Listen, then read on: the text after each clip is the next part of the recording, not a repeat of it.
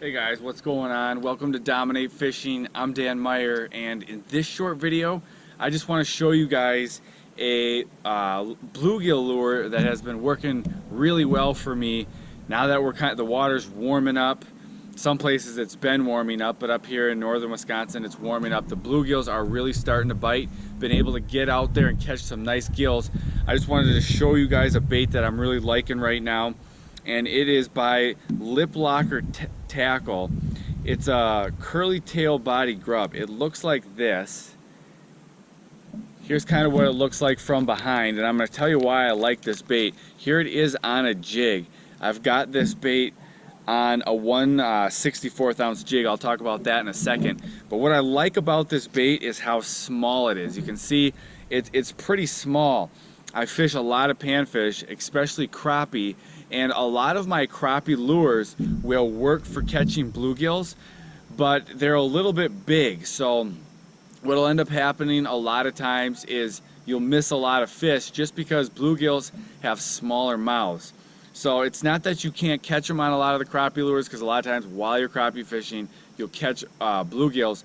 But this lure in particular, because you can see the body of this lure is much smaller, it's easier for those bluegills with their smaller mouths to suck this bait right in. Now this is a 1/64 ounce jig. I like a smaller jig for bluegills. You could use a 1/32, but I like the 1/64 ounce. It's a really small hook, easy to get hooked up with bluegills. You don't miss as many fish. If you have a bigger hook, you're gonna miss a few more fish just because they have a harder time getting that the hook in their mouth. If you've got a bait that's too big, a hook that's too big, a lot of times what's going to happen, you're going to get the hit, and then when you set the hook there'll be nothing there because the fish bit short and just got the tail. So this bait, what I like most about it is how small it is. It's easier for those bluegills. It's pretty, you can see it's small, but it's also thin. It's easy for those bluegills to get the whole thing in their mouth, and so you can get a good hook set. Now it's got the curly tail. It's pretty easy to fool bluegills. They love curly tail, twister tail, anything like that. That action gets them going. Again, the one thing that's nice about this bait is that because it's small, because you're fishing with a small jig, it falls nice and slow.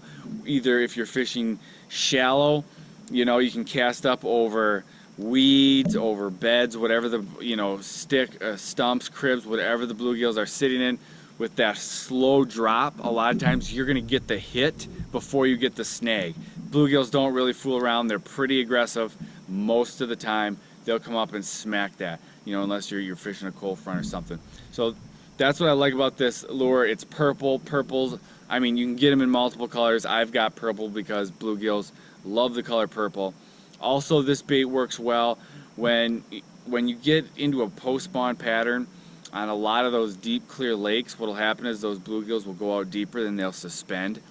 And this bait, with a nice slow drop, you can get those suspended bluegills. If you've got a bait too heavy, it's going to sink too fast. You're not going to be able to get those suspended bluegills. But when they're out there suspended, you could use a bobber and tighten it up. But you don't really, it can be hard to pinpoint an area because they don't suspend always at a certain depth. They're sometimes moving around, and a lot of times at night you'll see them popping up on the surface.